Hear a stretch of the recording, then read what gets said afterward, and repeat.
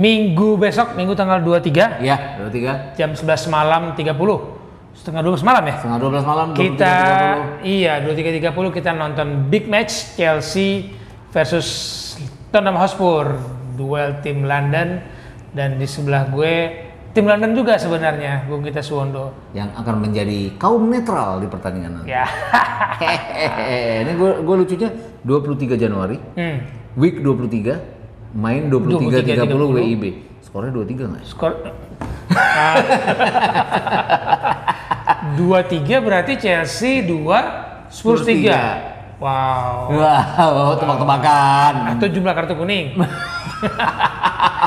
Arsenal yang paling banyak kartu kuning. Astaga. Lagi diselidikin oleh FA kan sekarang. Apakah ada semacam ke bandar judi bergerak di situ? Karena itu kan. Gitu? Iya, karena kartu kuning kan juga dijudikan. Iya. Kan? Berapa jumlah kartu kuning? Iya. Kita nggak ngajarin kalian berjudi ya. Iya, betul. Nah, di sini kita ngobrol, mengulik-ngulik dengan cara kita, tapi asik. Iya, gitu. betul. Jadi kalau di sana itu ada misalnya jumlah kartu kuningnya berapa, ada tebak-tebakan buah manggis juga itu. Iya, betul. Ya kan, jadi 2-3 kartu kuning. Pemain 22, berarti cadangannya juga kena dong. Enggak, 2 dan 3. Oh, 2 dan 3. Dua kartu kuning sini bukan skor. Tapi dari pertandingan Chelsea menjamu Spurs, apa yang lu lihat, Git? Nah. Apa yang menyorot perhatian Chelsea kan Januari ini udah ketemu Spurs 2 kali ya. di Piala Carabao dengan kemenangan dengan clean sheet-nya Chelsea 2-0 ya? dan 1-0 ya. Tapi terlepas apapun kan ada gol VAR yang dianulir, memang offside. Tapi dari positif yang diambil dari Spurs adalah mereka attacking saat itu di pertandingan kedua. Kemudian kalau kita bicara liga, ini kan liga juga, konsistensi ada di Spurs.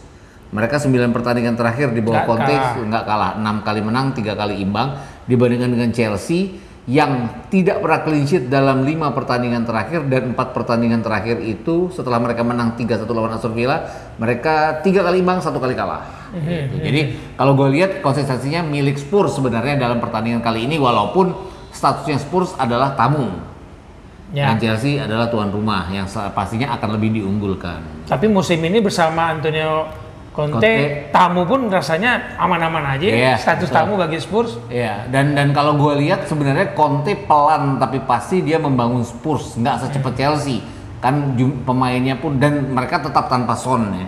Tapi dia bisa setidaknya, dan mereka tuh setelah mereka menang 6 kali menang, 3 kali imbang, 5 diantaranya clean sheet loh. Ya, ini artinya mereka dalam 6 kemenangan itu 5 diantaranya clean sheet. Itu gambaran bahwa mereka sebenarnya sudah mengarah meningkat yang membaik dan bisa masuk ke peringkat keempat. Dan harus diingat, kalaupun orang bilang lawan-lawannya adalah tim papan bawah, tapi ada Liverpool di sana yang mereka tahan imbang saat itu. Tim papan bawah kan juga tim kompetisi ya. Iya, betul.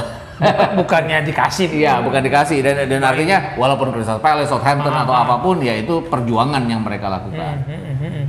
Nah, kalau dari tuan rumah, apa yang lu lihat setelah situasi? Oke, Lukaku sudah minta maaf. Ya. Kemudian Kai Havertz dengan ekspresinya, dan situasi Chelsea yang lolos ke final dan sekarang bertemu dengan Spurs. Yang menarik lu apa di sini? Gue lihat dulu Tuchel waktu datang yang benahi sama Tuchel adalah pertahanan ya. Mereka banyak sekali clean sheet di bawah Tuchel di musim lalu ya, setengah musim lalu. Ini membuat mereka setidaknya masuk 4 besar zona Liga Champions. Mereka bisa juara, mereka masuk final FA Cup, mereka juara Liga Champions. Ya. Tapi kalau dilihat dalam kompetisi musim ini, lini pertahanan mereka jarang banget ya mereka clean sheet. Baru 9. Iya, baru 9. Dan Edward Mendy kan dianggap sebagai salah satu penjaga gawang yang bagus ya musim lalu ya. Bahkan bisa dibilang bersaing lah dengan penjaga gawang Premier League lainnya. Kali ini kan ada penurunan permainan gitu. Setelah gagal di anugerah Ballon d'Or kiper. Dan dia itu yang gue khawatirin. Terus Kante dan Jorginho usai Euro dan usai Liga Champions kan ada semacam penurunan permainan ya. Dan belum naik lagi. Kalaupun mereka memaksakan Mason Mount juga tidak konsisten permainannya. Lukaku yang diharapkan jadi posisi nomor 9 karena posisi nomor 9-nya Timo Werner. Bukan Schumann ya, Timo Werner. Kok pikir siapa tadi belakangnya? Kok punya bot Schumann? Timo ke Malang kita nemuin Timo. Terus Timo Werner juga sama. Lukaku juga nggak konsisten. Lukaku kan fungsinya adalah nomor 9 ortodoks ya, artinya dia nggak jemput bola, dia tunggu bola, dan itu tidak ada umpan-umpan dari sayap ke arah dia yang mumpuni untuk membuat dia bisa mencetak konsisten mencetak gol maksud gue. Iya. Kalau secara gol memang Chelsea banyak cetak gol, tapi soal produktif tembakan ke gawang kayaknya Spurs lebih bagus. Iya, betul. Jumlah tembakan yang dilepaskan Chelsea banyak, tapi jumlah tembakan akurat yang mengarah ke gawang itu Spurs lebih bagus. Dan kalau gue lihat kemarin pada saat Spurs menang 3-2 di menit-menit akhir ya lawan Leicester, itu kan mereka memiliki 8 shot on target, 3 diantaranya jadi gol. Artinya mereka usaha terus, Conte lah biasa lah, usaha terus menerus sampai menit akhir, dan itu dibuktikan bahwa mereka bukan cuma menang kemarin aja, menang di akhir pertandingan lawan Watford pun mereka menang di menit 90 plus 4 ya. Artinya ya ini all out yang coba dilakukan oleh para pemain Spurs, walaupun tetap dengan tidak bukan seperti Spurs beberapa musim yang lalu, masih belum lah ke arah sana. Ada penurunan dari permainan Harry Kane pasti itu. Terus setelah Euro kita paham dan Harry Kane dengan isu transfer dia nggak jadi pindah ke City. Nggak bilang dia nggak profesional ya, tapi dia seperti agak dalam tanda kutip kayak menurun karena dia tidak dipenuhi keinginannya untuk pindah gitu loh. Jadi kalau gue lihatnya, jadi mau sama kayak kita manusia kan. Betul. Kalau ada sesuatu yang kita ingin lakukan nggak tercapai, pasti ada fase kita yang mandek deh. Iya, mandek. Kayak menjauh dulu lah. Gitu. Walaupun ya pelan tapi pasti ya dia mulai bangkit kembali. Tapi kan nggak gampang. Orang kan biasa ngeliat Harry Kane cetak gol. Ini enggak. Ekspektasi orang Harry Kane. Bahkan beberapa minggu yang lalu sebelum non derby kan dibilang jumlah golnya Harry Kane kalah dari golnya Gabriel Magalhaes. Sempat kan berapa? 12 pertandingan cuma 1 gol. Iya, makanya. Jadi maksud gue tetap harus hati-hati dengan Harry Kane karena Harry Kane nggak mungkin bawa Spurs jadi juara. Tapi bawa ke zona Liga Champions mungkin. Dan mungkin aja ngaco-ngacoin gelar juara kalau mereka bisa ngalahin City atau mereka bisa ngacoin ke arah Liverpool dan besok lawan Chelsea. Mengganggu di jalur perburuan antara Liverpool dan Chelsea. Iya, betul. Chelsea kemana? City dan Liverpool. City dan Chelsea Liverpool. masih ada nggak di jalur? Kayaknya enggak.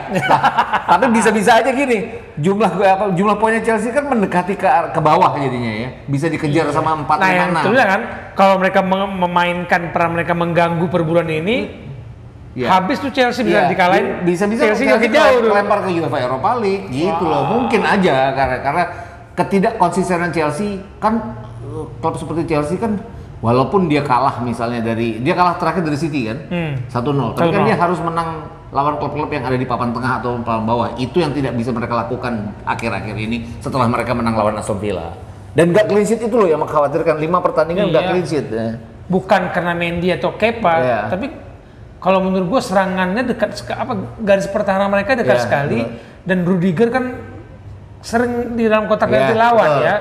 Udah telat balik kan. Ya, kita nggak ngomong Thiago Silva pemain yang jelek, pemain bagus, tapi umur kan nggak bisa dipaksain setiap pertandingan dia di puncak terus kan. Umur. Dan kan beberapa sebelum Boxing Day itu terakhir mereka menang Boxing Day kalau nggak salah. Itu kan ada isu bahwa pemain-pemain belakang ini kontraknya belum diperpanjang dan belum ada pendekatan dari manajemen untuk memperpanjang mereka. Rudiger dikejar Madrid lah, dikejar PSG lah. Ya, dan itu kan membuat pemain yang dikejar sama klub lain mau tidak mau akan berpikir, ya gua akan ke klub lain, jadi nggak konsisten. Gua nggak tahu lah, itu unprofessional sebenarnya, tapi bisa aja terjadi gitu loh. It's still human, manusia gitu. Nggak mungkin kita bilang kita lepasin semua fokus. Pasti adalah 1-2 garis-garis mengganggu konsentrasi. Dan garis pertahanan yang tadi gue bilang Chelsea ya susah banget ini menjaga clean sheet-nya. Betul. Dan kalau dilihat kan mereka sebenarnya baik ya sampai di November ya. Dan ini menariknya adalah setelah Conte datang, Spurs yang membaik, mereka jadi ada penurunan permainan dari Chelsea sendiri. Penurunan permainannya emang nggak membuat mereka keluar dari 4 besar, tapi nggak bisa bersaing dengan Liverpool dan City ujung-ujungnya. Bahkan Liverpool agak susah juga ngejar City kalau City kayak gini terus ya. Dan kalau gue lihat kan di awal-awal musim gue sering bilang, nih Chelsea salah satu kandidat juara. Terpaksa gue harus tarik. Gue juga mengatakan ini Chelsea melihat transfer, melihat Tuchel membenahi tim ini di tengah jalan. 2020 Januari bisa juara champion dengan perubahan yang nyata kan, signifikan perubahan itu dilakukan. Dan kalau kita lihat perubahan itu kemudian terganggu dengan intrik-intrik di dalam tubuh Chelsea, menurut lu sebesar apa intrik ini ya? Gue nggak tahu sebesar apa intrik ini, tapi yang jelas harus diperbaiki oleh Tuchel bukan dengan beli pemain, tapi tim ini kan udah bagus ya, tanpa membeli pemain pun di winter transfer ini mereka tetap akan tim mumpuni kalau semuanya diperbaiki oleh mereka. Kalau semuanya pulih sehat, semua aspek lah semuanya, semua aspek. Dan gue juga percaya bahwa tanpa pemain nomor 9 pun mereka musim lalu kan juga bisa bicara banyak ya. Iya, Havertz dan kawan-kawan di lini kedua itu Ziyech juga bagus. Iya. Artinya kecuali Odoi. Itu yang nggak terjadi sekarang. Dan musim lalu kan kenapa mereka bisa menang di final Liga Champions lawan City adalah karena pertahanan mereka yang sangat solid waktu itu. Artinya ya sehebat-hebat apapun City nggak bisa apa-apa pada saat masuk ke sepertiga lapangan permainan Chelsea. Itu yang nggak terjadi sekarang. Brighton bisa bikin gol, Southampton bisa nahan mereka 1-1. Atau itu pengaruh dari dua jangkar yang performanya turun terus? Ya, bisa jadi ya. Karena mau nggak mau si Conte dan Jorginho turun, mereka kan yang memblok pertama serangan-serangan lawan, itu yang membuat semuanya jadi agak berantakan. Kalau lihat kiprahnya di Liga Champions kan dua orang ini sangat dominan dan vital ya buat membawa Chelsea sampai ke final dan juara. Terlepas Kante nggak berhasil di Euro, waktu final Liga Champions itu luar biasa ya. Bukan cuma bantu pertahanan tapi mengawali serangan itu. Terlepas golnya tidak datang dari dia, tapi dia berkali-kali ya merepotkan pertahanan City. Dan kemarin waktu City lawan Chelsea kan gue bilang kalau mereka nggak kebobolan mereka punya peluang untuk mengalahkan City. Repotnya lawan City kan mereka harus tidak bisa clean sheet itu. Iya, gol 1 ya, kebobolan. Kalau lu melihat N'Golo Kante main, lu masih ingat Claudio Makelele nggak? Iya, sangat gue ingat banget. Ya.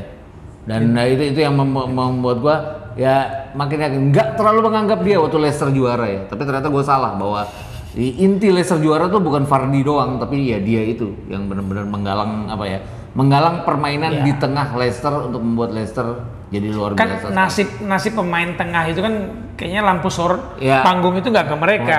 Kalau nggak ke striker, ya ke kiper yang jadi pahlawan. Nah pemain jangkar seperti ini, makanya dulu gue waktu masih nulis di tablet bola itu benar-benar nggak ngerti kenapa Real Madrid melepas Makelele hanya karena dianggap nggak bagian dari Los Galacticos yang mewah. Emang nggak mewah ya? Nggak perlu mewah. Tapi sampai berapa puluh pemain mereka cari untuk menggantikan posisi Makelele, baru ketemu Casemiro. Iya sekarang. Iya baru berapa musim terakhir. Dan balik lagi ke Conte. Waktu Conte bawa Leicester juara 2015-2016, dia dipanggil tim nasional Prancis kan saat itu. Semua orang masih nganggap ini nggak sengaja bawa Leicester juara aja dipanggil, tapi ternyata dia mumpuni. Nggak jadi juara, tapi jadi runner up. 2 tahun kemudian jadi juara dunia, ya karena peran Conte. Balik lagi nggak ada yang merhatiin kan Conte saat itu. Iya, semua orang lihat siapa di depan. Nah, ya itu yang kalau gue bilang sih ironisnya seorang pemain gelandang bertahan kayak dia pada saat klub jadi juara dia nggak jadi sorotan. Pada klub kan kita tadi nanya kenapa Chelsea gini? Ya karena Conte lagi menurun. Begitu performa turun yang dilihat peran dua orang itu. Begitu juara kemarin kagak ada lampu sorot ke N'Golo Kante dan siapa Jorginho. Begitu Chelsea turun aja ini salahin 2 orang. Oke, kalian boleh memprediksi, silakan komen di sini. Tapi kita nggak membawa kalian untuk memprediksi skor. Tadi hanya gimmick aja 2-3 itu. Pekan ke-23, jam 23, mau kartu kuning, mau skor atau kartu merah, terserah kalian lah. Tapi kita mau ngasih insight, kita mengulik hal-hal yang unik dengan asik di What with West. Thank you, Bung Ita Suwondo. Sampai ketemu di What with West lainnya. Bye.